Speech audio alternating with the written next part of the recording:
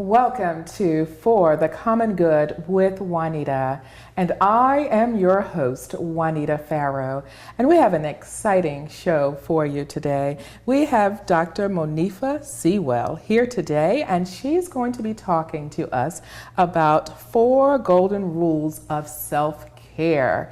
Now, who doesn't want to hear that about taking care of ourselves? So I'm really excited about what she's going to talk about with us today. And Dr. Monifa is a forensic psychiatrist. And so she has a wealth of knowledge in these areas, especially related to self-care. So please help me welcome to the show, Dr. Monifa. Welcome to the show. Thank you so much for having me. It's a pleasure to be here. Oh, I'm so excited to have you on the show talking about this very important topic for us, about self-care. But tell us a little bit about yourself. We know you're a forensic psychiatrist. Tell me exactly what is that and what other things do you do? Forensic psychiatry is a very specialized area within psychiatry in which we answer questions that lie at the intersection of psychiatry and the law. So some examples of what forensic psychiatrists do are evaluate defendants who are accused of crimes. Someone could be arrested and charged with a crime, and the court might ask us to evaluate their mental state to see if they're mentally fit to proceed with their trial. The judge might also ask us to determine what their mental state was at the time they committed the crime, to see whether or not they were what we would call insane or in their right mind at the time. Oh, interesting. And I know you're also a contributor to the Huffington Post. Yes, I'm a contributor to the Huffington Post. I've also been featured in Atlanta Black Star. I'm a former assistant professor of psychiatry at Morehouse School of Medicine, where I did a great deal of teaching and lecturing about mental health. And then I'm also really passionate about community mental health and treating individuals who are dealing with severe and persistent mental illness, such as schizophrenia and bipolar disorder. Oh, wow. Okay. Well, first of all, we're going to start by you telling us exactly what is self-care. When we say self-care, what do we mean by that anyway? I think there are a lot of misconceptions about what self-care means. So I think a lot of us, when we use the phrase self-care, what we're referring to are individual monetary related acts that we do for ourselves. So for example, the pampering, the pampering, yes, or self-indulgence, what I call it, self-indulgence. So a lot of people, when they think of self-care, they think it means I have to spend money to do something nice for myself. I have to go to the spa, I have to go on vacation, I have to buy a coveted, clothing item. And I tell people there's nothing wrong with doing all of that. I like all of those things. Who doesn't want to go to the spa? But what I tell them is a good way to think about self-care is it's more than just pampering yourself. It's really a mentality and a lifestyle orientation in which you prioritize and protect your mental wellness in all aspects of your life. So you said it's a lifestyle. It's a lifestyle. It's a way of treating yourself. It's a way that you interact with others, and it's a way that you respond to the chaotic world around us, and doing so in a way in which you're prioritizing your own mental well-being and your mental health, putting that first and at the forefront. And so if you take that orientation, that's what I define as self-care. Wow. And so you said self-care is not static. Life changes. Life is constantly changing, so it can't be static. There are things that we have to constantly do. Yes, and this is something that I myself had to learn. I think a lot of us are socialized to believe that self-care is kind of a one-time thing that you figure out. Okay, I'm going to implement yoga. Boom, I figured out self-care for myself, or I'm going to start walking 15 minutes a day. Self-care solved. And I encourage people to realize that that's not how self-care works. We are dynamic human beings. We're constantly growing and evolving over our lifespans. Our needs will vary as we age and progress. Our interests will vary. And along with that, the things that you need to do to protect your mental wellness should also flex and bend and vary as you age and as you progress and as you grow and continue on your journey. And so you can't think of self-care as just a set defined list one-time thing you're going to do once a year, or the list of 3 things you're going to do for yourself every month from now until you're 100. you need to be flexible and continuously reevaluate what's working and what's not working for you. Yeah. So we need to constantly be looking at what is going on in our life and what's impacting us especially. Yes, Yeah. yes. I have a good example that I can give of that. My sister, several years ago, she was living and working abroad, and at that time it was important for her self-care that she have regular contact with her family. So for her, she wanted to schedule weekly phone calls with me where we would have time to discuss what was going on with her. Once she moved back to the United States and she was closer to her family, she didn't need to have those scheduled calls because her needs changed. Right. So just recognizing that your needs can change as you grow and evolve is completely normal and a healthy part of self-care and understanding what it is. Wow. Okay. I think that's really exciting, is that, first of all, knowing that it's a lifestyle. It's not something that just happens any one point in time, that we have to constantly be looking at how to take better care of ourselves, especially in the environment that we live in today. It's so fast-paced and there's so much going on. And sometimes as women, we put ourselves last. We do. We're the caregivers, right? We're taking care of everybody else and we're putting ourselves last. Yes, and so that's why I think if people look at it as a lifestyle orientation, that's a great idea. When you wake up in the morning, you're stepping into this lifestyle of self-care. So no matter where you're at or who you're interacting with, you're prioritizing your wellness. So whether or not you're on the road and someone's driving behind you with road rage, how are you going to address that situation so that you're protecting your mental well-being? Whether you're going to a doctor's appointment, picking up groceries, going on a date, wherever you are, you should be prioritizing and protecting yourself. I love but that. doing so in a way where you're obviously not violating other people. Exactly. That's important too. Thank you for that. I love that. We'll be right back.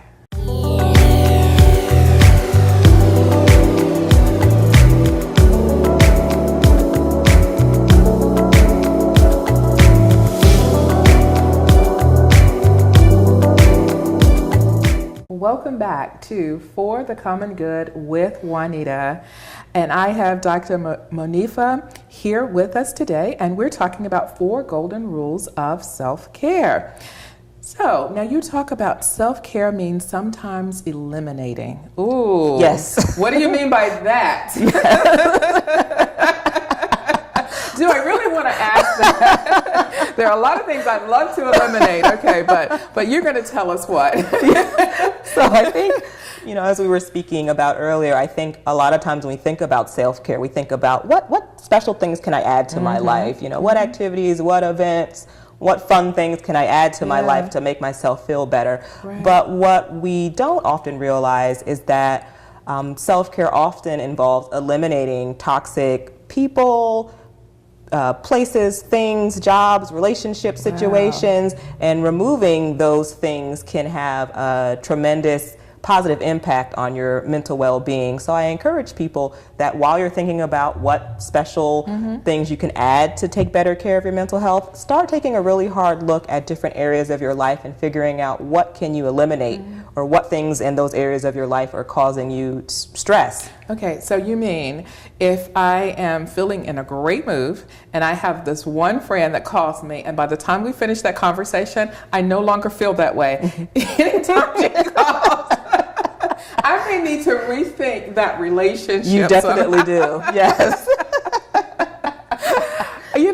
But it's so important that we, look at the people around us, and are they really causing stress in our life? Because there's some people that all they do is complain, and they take their problems and they want to dump them on you. Yes, they dump them on you, and I think the example you gave is really a great one, where I think a lot of us find ourselves in that situation where you have that one friend or one family member, when you see them call, you put it on silent or the voicemail, do not disturb, because you know that they're just going to drag you down. And so if that is the case, I think it's really imperative that you take a hard look at that relationship and figure out how that relationship should be restructured moving forward, so that you're not getting stressed out and drained and your own mental well-being is not being affected. And those can be difficult conversations to have. I can imagine. And mental health professionals, we're here to help you with that. If you need assistance figuring that out. If you're having a hard time telling that friend, maybe we need some distance. Now I can blame it on my psychiatrist. You can blame it on me, that's fine. That's really great. But especially now in the environment that we're living in is social media. really creates a lot of anxiety. I was just reading the other day, and it was talking about how people now in the country are more anxious than they've ever been. You know, there's just so much going, and people are on edge everywhere, and you're constantly seeing news. Yes. And so in an environment like that, how do you eliminate? What do you do? I think people have to be really mindful of what social media and media in general they're taking in. News and social media is 24/7, 365, so you can be exposed to bad news anytime you feel like That's it. true. And so I think it's just really important for people to pay attention to what type of news information am I taking in, and how do I feel afterwards. Right. What's the trigger What's the here? trigger? Exactly. Oh, wow. That's really exciting. And it can extend beyond news. It can even extend to music. So for me personally, there's certain types of music or lyrics that I don't take in because it starts to affect how I feel. Certain types of videos or images of women or different things like that. I'm just very mindful of what I'm taking in. Okay, so you really need to step back and sort of look at that environment, the people around you, the situations, the things you're looking at, listening to, and see what those triggers are and how you can start maybe eliminating some of that. That's an excellent point. Are there any other suggestions? I'm already thinking of things I can eliminate. That has to go. That has to go. I mean, I think people can also be mindful of when they're taking in certain types of media. So for me, I really try hard not to watch really difficult or violent news right before I'm going to go to bed. Because then I'm going to be up thinking about it. That's true. You're not going to sleep. I'm not going to sleep. All. So just being mindful of when you're watching certain things. And maybe not consuming certain types of media every single day. Certain types of have some balance. Have some balance. And laugh a lot. And laugh a lot. Is so important. It's like medicine, right? Yes, Laughter. absolutely. Yeah. Oh, that's really excellent. So eliminating things from our lives is one good way that we can practice self-care, and that's something that we need to think more about. This is really exciting because I think, a lot of times we don't really step away and think about things just small things too, that we can do to take better care of ourselves. And especially if you're a caregiver and you've got children or either elderly parents, you're kind of constantly busy and stressed out. And so you kind of need to do more of that. Take care of yourself so you can be able to take care of the kids better and of the parents or whatever, if that's the situation.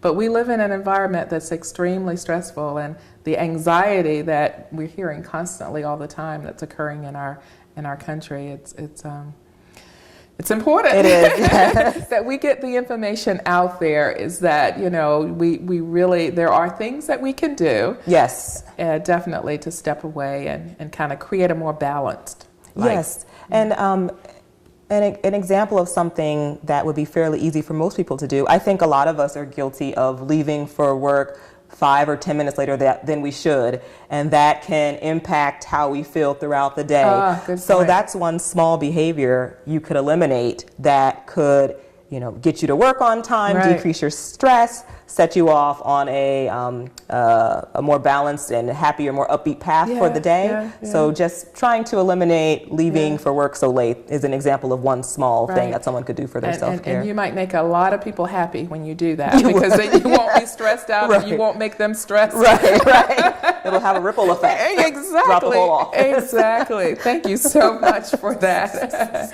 And we'll be right back.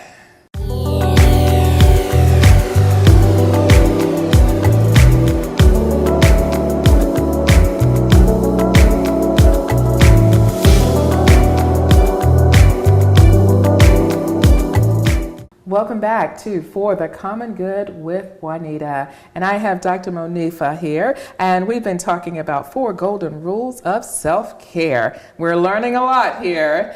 And I wanted to ask you, Dr. Monifa, when you talk about not to compare yourself to someone else, not to compare your self-care to someone else, because we all have different needs. Talk a little bit about that. I think this is also where social media plays a big role with Instagram and Facebook and all the different platforms. People can present a version of their life that may not represent really what they're going through. So people might frequently post pictures of themselves on vacation, or they're in yoga class, or they're running a marathon, all these wonderful things that they're doing. And so if I'm seeing that, it could cause me to feel like I'm not doing enough because I don't run marathons. I'm not really a yoga person. You feel guilty. You feel guilty. Yeah, you feel like you're not doing enough and like you need to step it up. So it's important to recognize that what someone else is doing is great and works for them, but that doesn't mean that you should feel bad about what you're doing or what you're not doing, because self-care is really an individual journey.